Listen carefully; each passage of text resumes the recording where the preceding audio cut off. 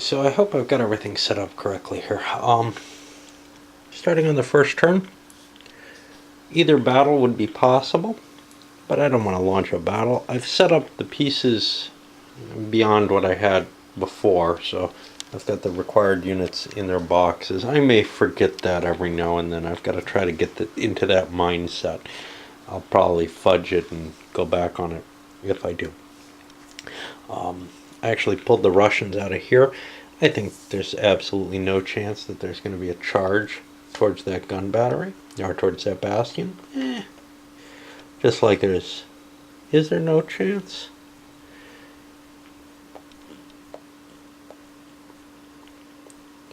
$550 I think is what I get to, right? No, $750. I could get here in 4. Get the shit kicked out of me by these. And these go out to 700. You know what? Let's not take any risks. Let's move a unit into that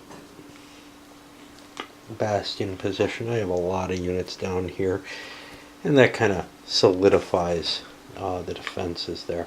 I've got the majority of my defenses placed in that bastion. These guys are perfectly safe, I think, because I'd basically have to run by this bastion and take gunfire the whole way, and that would be pretty harsh. Okay, so let's look at our sequence of play. Field army intervention, I don't want to do that. Reinforcements and replacements. There's no reinforcements for this phase. There are replacement points, but nobody's got anything damaged, but I do get what's listed here. Let's get these down. For the Allies, what, 1 Lancaster, 1 mortar, that's for the Brits, and 2 siege gun. This is their ammo. Let's take these 10s out of there. French, 2 siege gun. No, I'm sorry, 3 siege gun.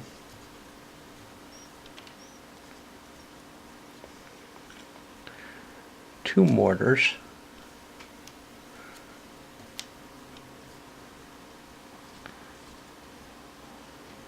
And then for the Russians, and again, this is only because I have those troops in the boxes through it as marked here.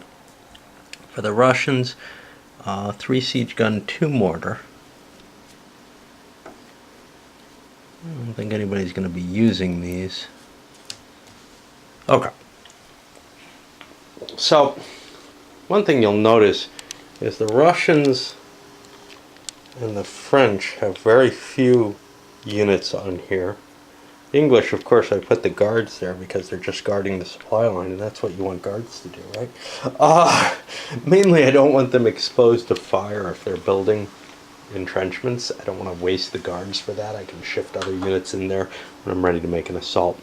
But the reason the English have so many units in there is their supply line is quite long. Later on, it becomes easier for them to hold it, and that's probably after Balaclava is just that they're free to do that. That isn't affected by the play of Balaclava. Attrition segment, no attrition this turn. Now we could fire. Well, we're a long range. I don't want to blow artillery at this point. I'll wait until there's some advantage to doing so. Although the Lancaster could certainly fire, but there's, again, like in Lille, no limitation on my rate of fire. There's just the amount of ammo I have, so I'll leave that alone. Allied siege construction. Well, I got to figure out how many points I got. That's actually listed here. I got 4 British, 6 French, and 6 Russian points. The Russian points, they happen later. So we do the Allies first. So let's do them one at a time. What do I want to do? Do I want to link up my different zones? It's a long way to July, but I want to make sure I have that done. Is there any real reason that I want to get closer first? Possibly to put guns in and start blowing things down early, but there's very little reason for that. So I think I'm going to start digging my my connection. So 6 French now. We look at the cost. It's going to be 2 on flatter hills. I'm going to roll for this. I don't have my kind of nice rounded dice out. So, yeah, that's an over-the-shoulder shot. That's why it's bad. Let's see. 1 through 3. No, I don't get anything additional. So I'm going to get 2. And I got to put people in this.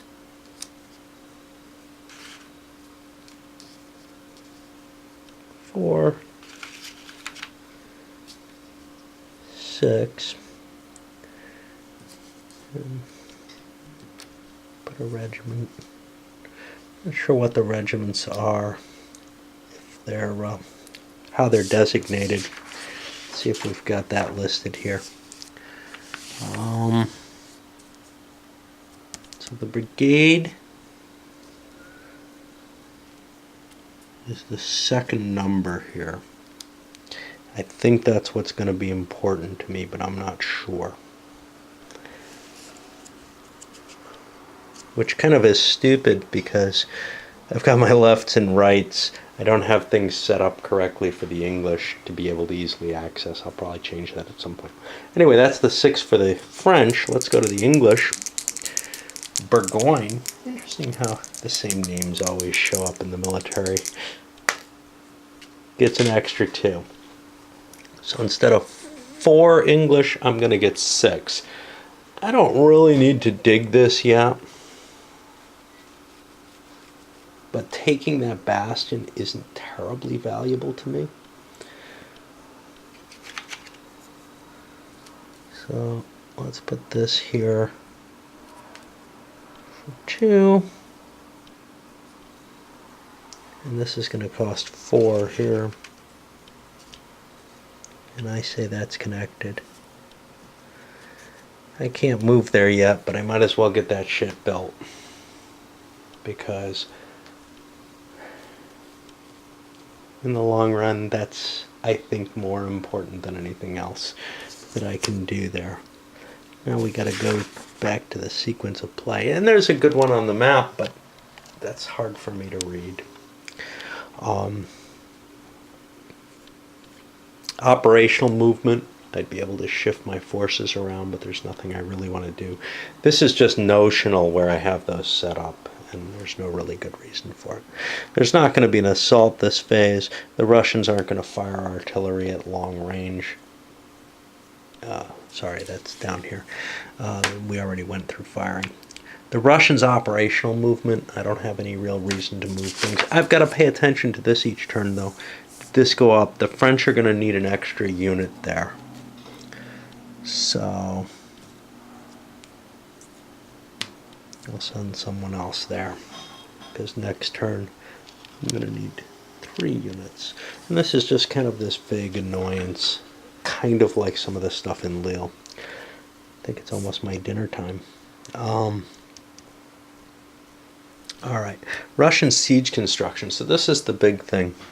I've got 6 Russian points, and I can roll for Tottlebane, who's on a 1 through 4, to get 2 more. I'm only going to be able to use these where he is because there's no damage.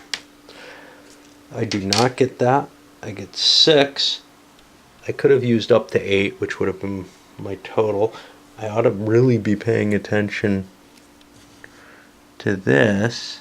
Next turn I get 6 again. I'm not as worried with the Allies because theirs are all usable, but the Russians can only build here. Okay, so I'm allowed 6 of these.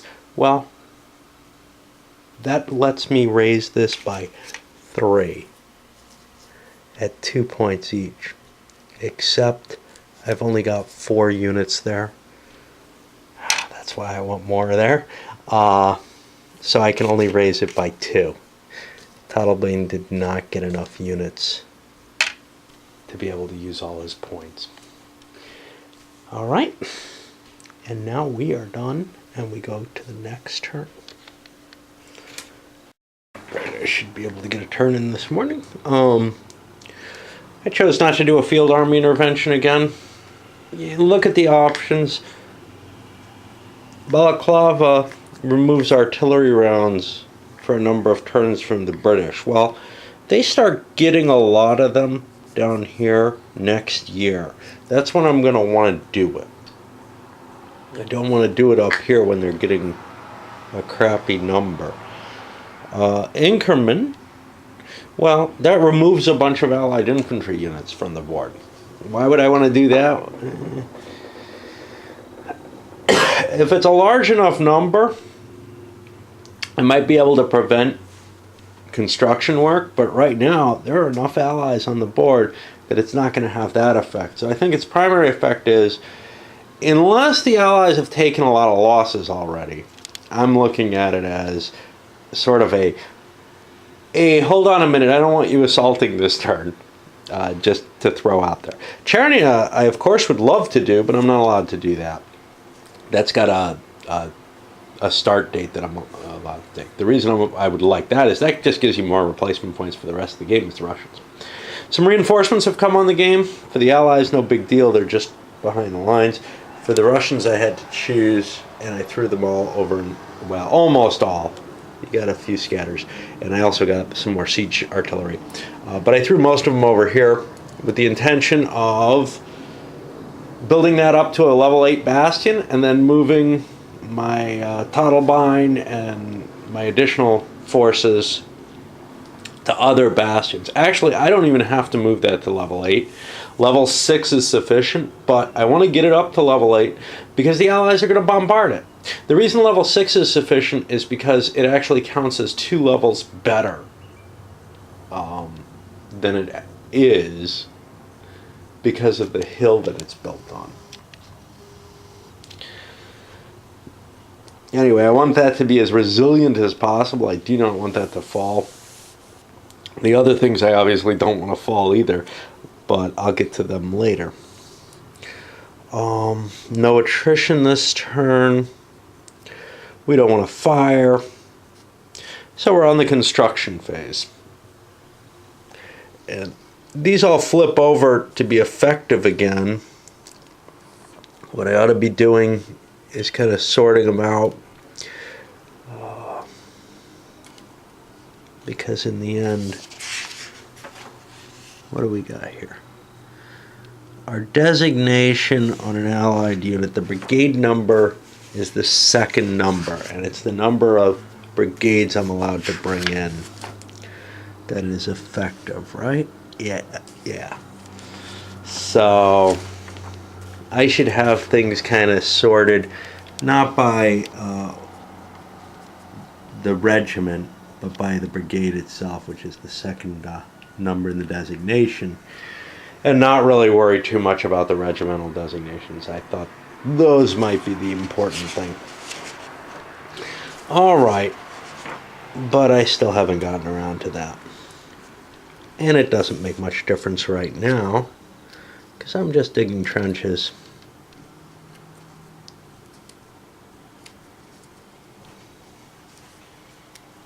I don't know where people came from.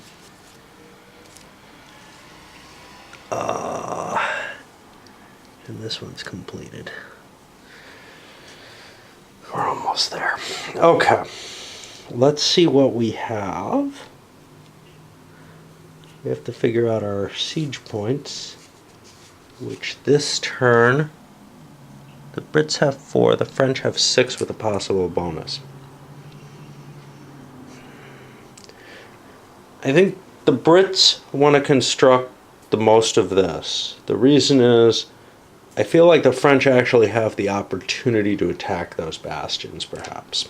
I don't feel like the Brits have a good shot at any bastions with all those troops with the defenses building up there.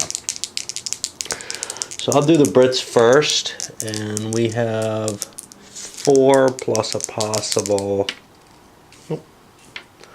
So 4 points. that's enough for me to build just one more sap.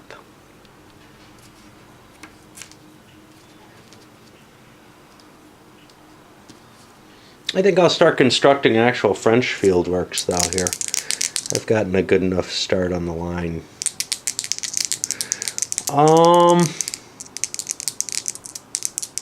So my roll is 1 to 3. I don't get it. That would have been doubled. I would have gotten 4 points instead of the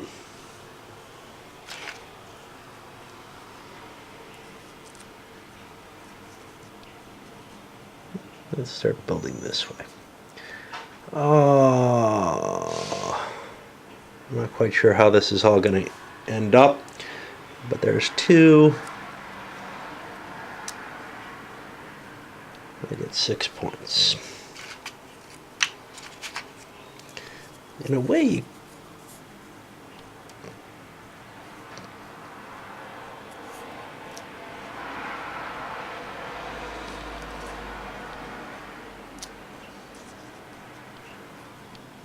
now comes Allied operational movement, and I guess what I really need to do here, and what I need to pay attention to is, what do I need next turn in each area? And I need 3 French and 5 British. The Russians are going to need 2. We're still at the same numbers. Oh, that's turn 2.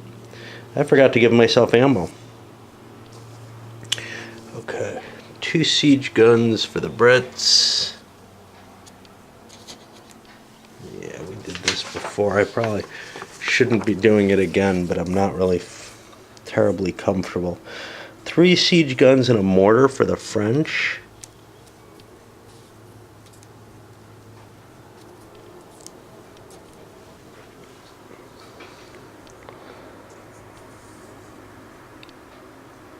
And 3 siege guns and a mortar for the Ruskies.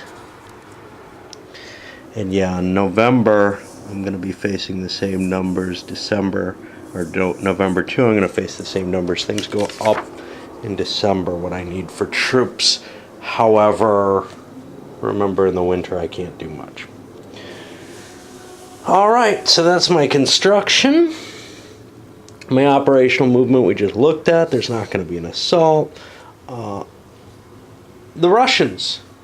I get operational movement and construction. Well, construction is the important thing. I'm getting 6 Russian points. There's no asterisk here. Tottlebine adds 2, so I have 8. That means I'd need 8 units. I've got them there. So I could up this by 4. Well, it can only go up by 3. Why did I put so many units there? I'm not sure, because I'll probably have to pull some of them out so that I can build up other bastions. But I got my bastion to the maximum. And it's not like there's going to be an assault right now, so I might as well not have to think too much. Alrighty. And that is it for the turn. Winter's coming. Chances are we can't launch an actual attack here before next year. Number 3 turn, our 3rd turn is finished. Got some. I'm going to have to kind of slide these parallels. It's part of what I talk about cheating in the game. Or not parallels, these saps, because obviously this sap can't go here. But you know what, I could have built it just a little higher up and it would work perfectly. It's just part of the game as far as I'm concerned. The game doesn't work if you try to play it too strictly like that. In all honesty, I should just be able to shift a little behind the start line instead of right off of it. There's no reason why that couldn't be dug that way. You also see the French are extending another set of parallels forward. These don't quite connect. I can't just shove a unit in there without pushing this one into the ravine or this one well beyond. And there's no great reason these have to be connected, although there is a value to doing so, which is that if units are retreated back into the second line, they could then option into either. But I'm just going to say, hey, there's a gap there, you know, that's my fault. I can live with that. This one is too severe. I'm also thinking about, you can see the Russians pulled their reserves out of these bastions to pile them into here. They jerked it up to 7 level. The next one's probably going to be this, then this. You know, Totlebein's got huge amounts of production right now. He's got an 8 production. Had I gotten the 2 extra, I would have been able to go all the way up to an 8. I think a 7 is good enough that I'm going to go work on another bastion at this point. But as the French, I probably can't let the Russians just leave this alone. And they can do that because there's no way the French troops can reach that bastion in the length of time of an assault phase. So if I can expand a parallel out to here, I'm threatening that, even if I don't intend to attack that. And actually, the Allies historically did that. Not for that reason, according to the historical notes, but rather to attract Russian ammo and Russian fire. Well, as I look at this game, I see no point in firing at things until they get close. So, for example, I could have fired at these parallels here, which had units in them, so they could have shot them up. But that would have been in the -2 range. There's just no reason to fire at that range. And now these guys are also going to be in the -2 zone. So I'm going to let them go. I'm not worried about those. As far as I'm concerned, long-range fire is generally a bad idea. It wastes ammo that you can use later when you need it, and allows replacement points to be used that otherwise are just going to waste. It allows cheaper building points. Right now the Russians are paying 2 per point that they build here. Well, it might be worthwhile to shoot this sucker up, because I'd have to pay 2 per point to rebuild those again. Anything above 3 is expensive to repair or build. But anything below 3 you can boost up fairly easily. Remember though, once you get above 3 is when things are kind of good. There's a bonus for that, if I recall correctly. I don't know if there's another bonus at the higher levels. I think those are just there to absorb damage from firepower. Anyway, siege is proceeding. I'm not expecting anything to happen before the next year. And we push through another fairly light turn. French expanding in this direction to lay some threat on these guys. You notice I have to actually garrison. Now, the garrisoning doesn't provide a lot of functionality. Its main purpose in the game, other than as sort of this annoying little administrative task, is to give the Russians a target, or the defender a target in Lille as well. The English made the final connection here. So now all our areas are connected. But we're going into a winter turn. You can see the Russians threw all their stuff here. Hey, no big deal. The Russians could actually pull all their stuff off the board that they're not constructing with. We got a completed construction on whatever bastion this is. I can't tell what they are when I got all my units all over them. This one was the central. It's up to 7. We've got the hill. What is that? The Mamelon. I should remember that. It sort of has its own special rules and everything. In a sense, though, there's these higher costs for how many troops you have to put in each of the supply zones. Well, that doesn't really make too much difference, because coming into this winter turn, you're not going to be able to use your troops for anything other than garrisoning. We can bombard each other, but that doesn't serve much purpose, at least at this stage in the game. So things don't really start until springtime. You get to fiddle around with the system, though, and maybe screw some things up that don't really matter, just to get a feel for it. But yeah, the game definitely has sort of still some of this kind of, annoying little bookkeeping stuff. For example, I lost track of my ammo supply.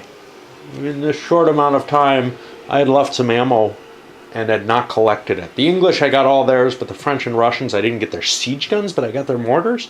Well, no, I didn't get the Russian mortars. I don't know. It's very hard when I have to follow that kind of thing. I'm very likely to screw it up, and I suspect a lot of people are. And it's kind of a tiresome aspect of the game. It's there's a lot of these little pieces that come together with it. I don't know a good way of handling it. In some ways, you kind of wish you didn't have this fixed supply chart, right? It would be kind of cool to have a draw cards for supply or chits or something like that. Just add a little bit of flavor and variance to the game without really actually probably reducing the impact, because it would be easier to remember something like that, I think, than checking a chart and seeing how much you get. And it's also kind of annoying to have to look up and see, oh shit, next turn I need this many, as opposed to, oh, I gotta move some more troops in this turn, just at the point when you're gonna get the ammo. So there's a lot of room for this kind of finicky stuff in both of these games, but this one's a lot cleaner than Lille is. Okay, here we are in the December turn. The French have gotten some additional reinforcements, which is marked on the track, just to remind you. But this is the first gray turn on the track, and that means we get to do the attrition table. There's nothing too exciting here. We're going to add one because it's winter and just roll on this die. We don't do attrition other than on these specific turns, some of which are winter, a couple of which are not. So the Brits are going to lose 2 units, and, you know, I'll pick 2 units to kill, and then I do the same with the French and Russians. There's nothing too exciting about this. 4 for the French means a unit for the French,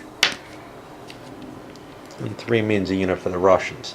Now, this happens after the reinforcement replacement phase, and there's going to be losses accumulating each turn. Obviously, the Russians are going to get their losses back next turn, so it almost doesn't matter. But the other players, well, the French will too. The other players are going to get, well, the Brits, the other side is going to get some residual effect from this, and that'll build up over time, perhaps. There's really nothing left in the turn. I don't get to dig anything. I don't get to do anything. All I get is my replacements and then my attrition, and this moves forward. Very, very short turn. It did come back for one reason other than to say that, which is, you know, for during the introduction, I think I was grasping for a term.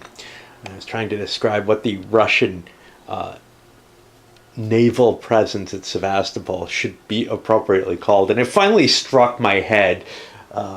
The spark, the correct spark. I was reaching for depot and this, that, and the other.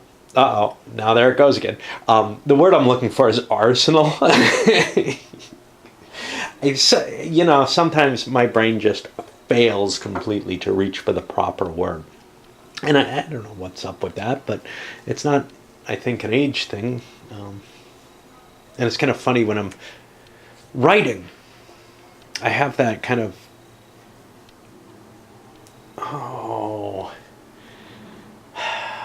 distance from my thoughts, which I find it very difficult to get when I'm speaking, which is why I say and because I'm trying to promote that distance.